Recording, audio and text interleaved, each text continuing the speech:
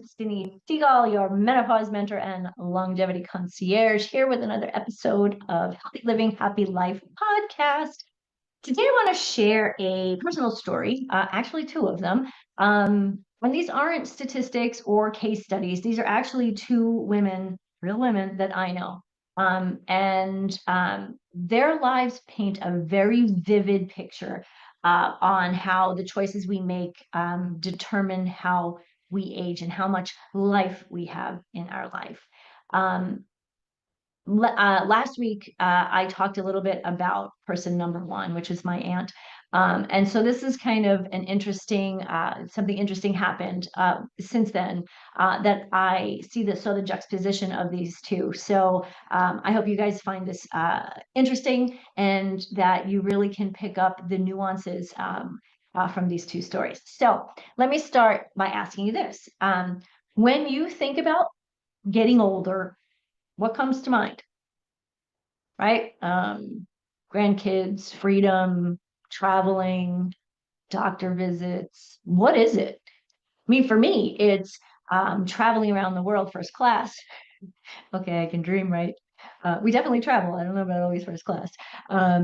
It's about helping people, helping women just like you forever, right? And when I'm 80, I'm still going to be helping people. This is what I do. Because there's still going to be people who are um, experiencing things in life that where they need support, and we all need support at some time. Um, there are lots of things that I want to do. I want to still be able to run and still exercise and swim and do all of the things that I love to do now. I love to write. I want to still be able to do that. So when I think about aging, I don't think about, or I think about all those fun things that I want to continue to do. I don't think about things that I'm afraid of or negative things. Negative breeds negative, right? We always talk about that when we hear about that when we talk about the law of attraction, right? Positive attracts positive, negative attracts negative. Well, we're going to talk about the positive here, guys. Okay, that's what I hope for you. So let me ask you then. So what is it? Is it freedom? Is it energy? Is it purpose? Again, or is it doctor visits, pills, and decline, right? Decline into the reclining chair. Right. So let's talk about what's possible because now I have seen both ends of the spectrum within the last week, basically. So last week I talked about my 81-year-old aunt who I visited when I was in England. Again, for those of you who didn't listen to last week's podcast, I'll just kind of recap. If you haven't listened to it, please go check it out on YouTube or anywhere you find your podcasts, right? So my aunt has been legally blind since childhood, so she's always needed some kind of support. This time when I saw her, though, this was very different, something heartbreaking, right? She's now almost completely immobile. She won't wear a hearing aid. I have no idea why. She needs help to move from her bed to the chair to the bed most days. And that's the extent of her life. Okay. She's not sick. She's not necessarily in pain. But she's also not living either, is she? She's existing. She's waiting. And I couldn't help but ask myself, how did she get here? Right? Was this inevitable? Or was it just years of small, unchecked, not so positive choices finally catching up with her? Well, the truth is, she never ate well. She never exercised. She didn't stay connected to people, her family, really. I mean, she went to church, so she did have a group of people there, but she still came home to an empty house, right? Over time, all of that neglect kind of became normal, right? After her parents died, because she lived with her parents. She's 81, but she lived with her parents until they passed away, and they were in their 80s. So, she was probably in her 50s, before her parents passed away, and they took care of her. They cooked food for her, and so she never actually put any effort in, right? So all of this neglect of her health, not herself really, because she lived with two people who loved her. But until her world got smaller and smaller, I think that's what really happened. All of the neglect in when it came to her health, just changed, made her world that was small enough because she was legally blind. It just made it smaller and smaller. And she started to not go out as much and really kind of retreat into herself. Now, here's the pivot, here's the contrast. I had coffee the other day with a friend of mine who's 83. She actually may be 84, but just say she's 83. Let me tell you something. This woman is a force. She's amazing. She mows her own lawn. Every week she cleans her big, really big, beautiful home, right? She's always doing something in the house. She has a strong circle of friends who visits often. She talks to her sister on FaceTime every week, right? Her sister's not doesn't live locally. Every Sunday, she plays bridge, which is a non-negotiable for her. I was thrilled to hear this, right? Because I talk about boundaries and non-negotiables with my clients. This is something that she does for herself because she loves it and nothing else gets in the way, right? She's sharp, she's strategic. I think she's a bit competitive too, but in a good way. And at 83, maybe 84, she takes one medication for one thing that's minor. And this only happened within the last 3 months. So she's lived 83, maybe 84 years without any kind of medical issue, any kind of medication, right? It's not bad, right? The question that kept coming back to me is, how are these women who are really only 2 years apart in age, how do they live such drastically different lives? Is it luck? Genetics? Good stretch of fortune? Nope. It's lifestyle. Lifestyle, lifestyle. It's daily consistency. Yep, making sure that they're eating healthy food. My friend always has a healthy breakfast. She loves oatmeal. That's what she does in the morning. Oatmeal with some kind of fruit in it. Actually, my mom does that too. Go mom. It's the quiet, unglamorous changes, or not changes, choices that we make over and over, or that she makes over and over, right? Versus the unhealthy ones my aunt tends to make. And so this really is about, I talk about longevity. It's the longevity concierge. I talk about that a lot. And really, I'm talking about that life in your years.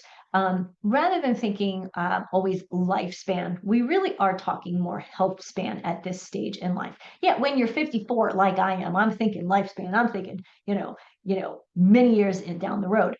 But really, when we think of, how well we're living during those years, it really is about how healthy we are during that time.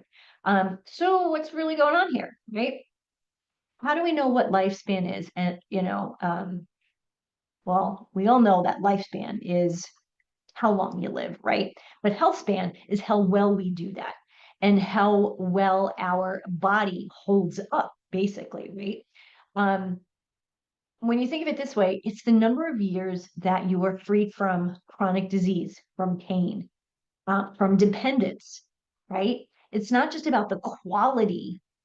No, it's about quality, not quantity. It's not about the numbers, but it's about the quality of life. And we talk about quality of life all the time, right? That's the whole thing that, we hear about with our kids. And even when when we're working, we want quality of life, life work balance. Yeah, that's part of it. But there's this takes that to the next level, right? It really is about the quality of life that you're living while you're living. So when I say healthy aging, I'm not talking about, wrinkles or gray hair, because we're all getting a little of both.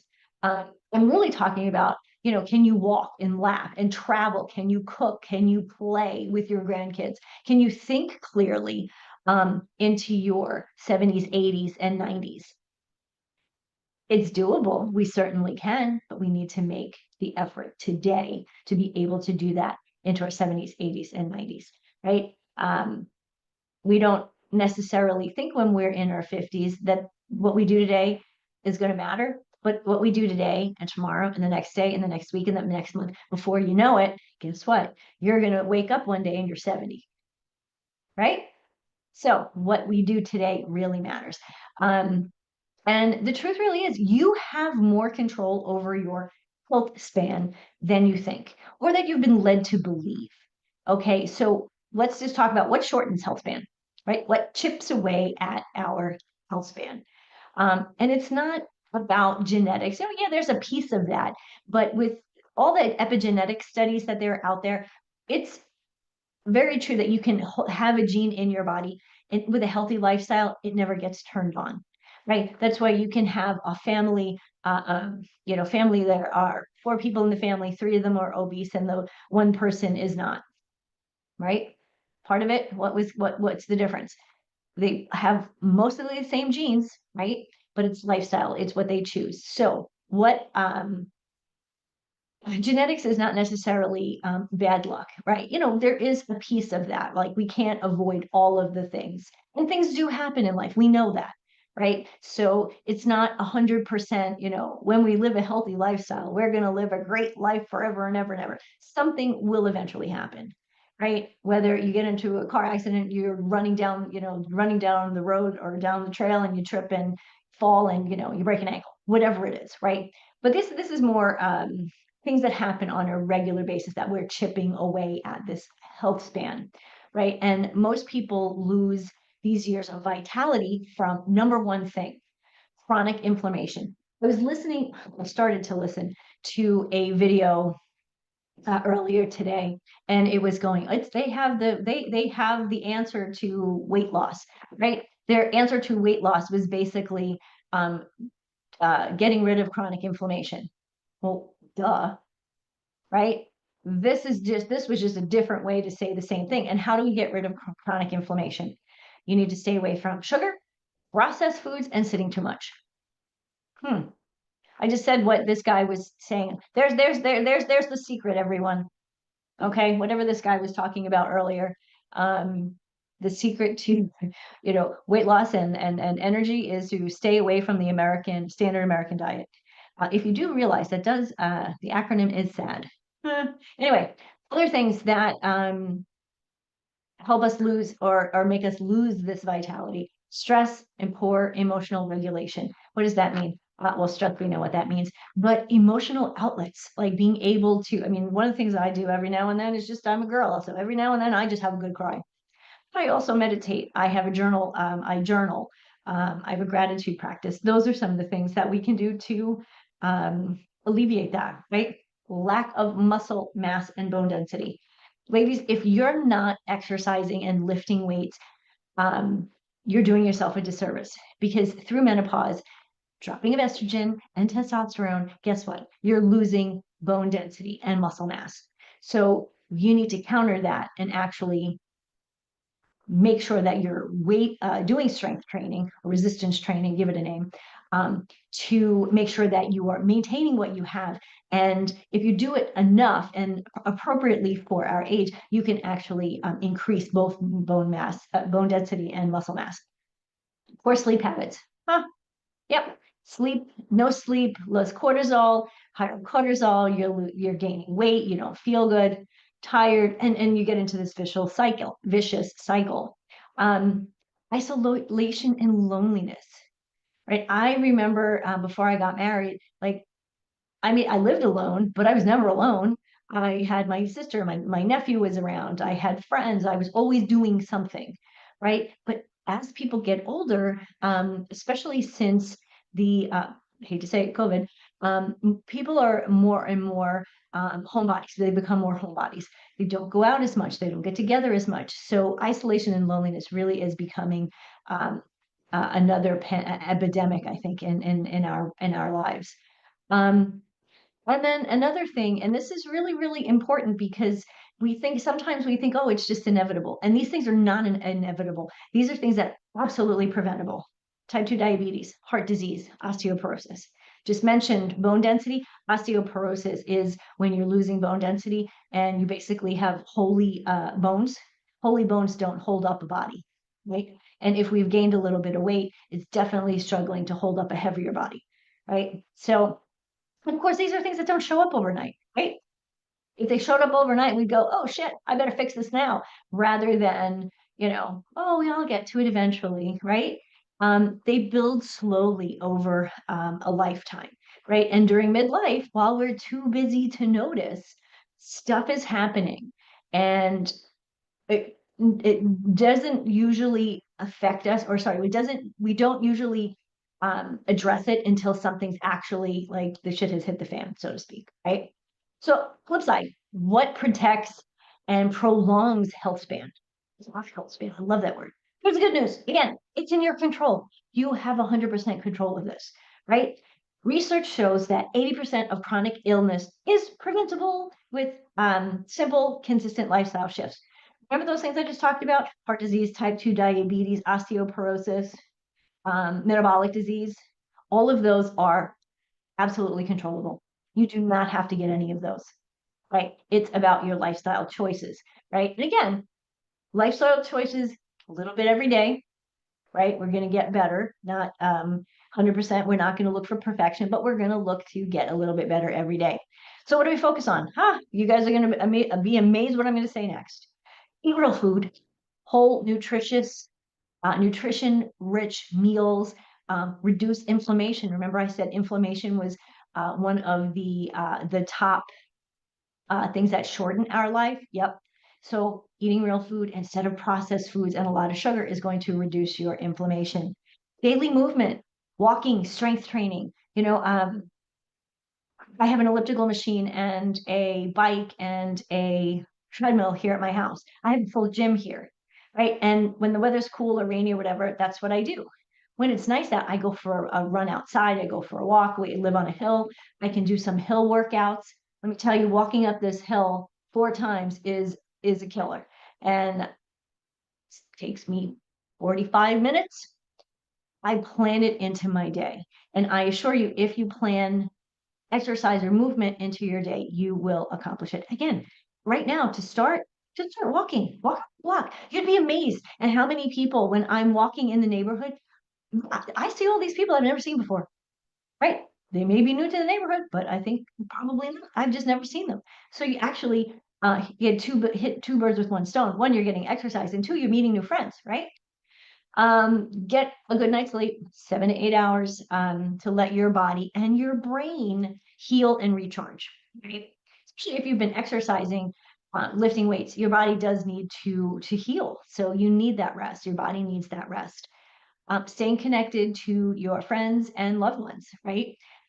Um, this actually, like friendships and having a purpose, like your purpose in, like, oh, my purpose in life is XYZ, but actually having a feeling that, you mean something to people, whether, for me, it's my husband, my niece, my nephew, my sister, my mom, and of course my clients.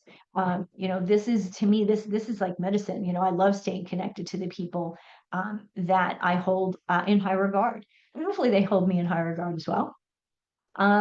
Building emotional resilience, sorry. This is where mindset work comes in and really can make a difference. And this is something that I always say, start small. I started meditating with like a 2-minute app, right? And that's great. And some days, some weeks, that's all I get to every day is a 2-minute meditation. But it stops me from going overboard with, getting too excited and too emotional on things. I do this when there's a lot going on. I can step back, kind of regroup, so to speak. And then at that point, I can breathe and move on. This helps you to respond rather than react. And I think that's something that we really are struggling with in this day and age, with social media and TV and news on all the time. We're always reacting to things. We don't give ourselves a chance to stop, think about how we feel about it, what we think about it, get the details, and then respond appropriately. And then, of course, supporting your hormones, especially those of us, perimenopause through menopause, even post-menopause, we still need to be supporting our hormones. Because again, estrogen has over 300 tasks in our body. And if we're losing estrogen, we need to make sure that we're supporting our body in a way, and our hormones in a way that doesn't that helps us to feel good, maintain a good heart health, and all the things that estrogen actually does for us. If you're curious about that, definitely pop into one of my, or I guess my next, Hormones in Harmony event, which is on July 9th. And you can find that information. I'll put it in the show notes. And it will be, you can also find it in LinkedIn. Okay. So again, this is not about perfection. It's about creating a foundation that helps you bounce back, stay strong, keep feeling good in your skin for as long as possible. So what does the research say? Okay, there's always science to back this up. This is what I do. I like the science piece. A healthy lifestyle can increase life expectancy and compress years of disability into a shorter period at the end of life. Basically, this is saying that you can live longer, healthy longer, right? And at the end, if something may happen, you may fall and break a hip, or who knows, right? But that time that people are sick is really compressed into a shorter period of time. And for some people, they don't experience that at all, which hopefully that's me, right? Hopefully that's you, right? I will put a link to the full article. It is an NIH study, so I think that's really important. So I just want you to let that sink in, right? Healthy lifestyle can increase your life expectancy, that's a bonus, and compress the years of disability or illness into a shorter period at the end of your life. So at some point, at some point we're all going to die, right? But we want to feel really, really good and be doing the things that we love to do well up until then, right? So what if your 80s and 90s are not filled with, pills and doctor's appointments, with adventure, connection, confidence, right? That is what Healthspan makes possible. So, if you're in your 40s, 50s, and 60s and you're thinking, it's too late for me, blah, blah, blah. Nope, it's not. Stop thinking that way right now. Start meditating on how you want to feel, what you want to do, right? Write it down, journal about it, right? What's the story that you're writing with your choices right now, right? Are you writing a story of, oh, I'm too old, I can't make these changes. Oh, I don't want to stop changing my diet, blah, blah, blah, right? Your future is being shaped by one meal, one walk, one thought at a time. And again, it's not about making every single one perfect, right? But 80% of the time, make them great, right? So don't wait for this perfect moment also to start. Because what if this is the moment that you're listening to me here, right? So do something small. Go out, take a walk, drink more water, eat something healthy, call a friend, right? Make a plan that is joyful. Like just think of one thing that you want to do this week, this weekend, and do it. And if you need some support, I'm here for you, right? Let's make sure that this second half of life isn't about decline. No more of that, but about rising to the version of yourself that feels strong, that feels fulfilled, and most importantly, full of life. Okay. So I'll put the link for a strategy session. Again, it's totally free, no obligation. It will help you to at least figure out what that first step is for you. We'll map out where you are, where you want to go, and how to get there on your terms. But most importantly, with compassion and accountability, right? Because it's not just about how long you live; it's about how well you live while you are here. Thank you so much for spending time with me today, everyone. I'm Denise Siegel, menopause mentor and longevity concierge. And if this message spoke to you, please send it to a friend because you never know how what you do and what you listen to and bring into your world can help others. So let's create a world where, aging well is the norm, not the exception.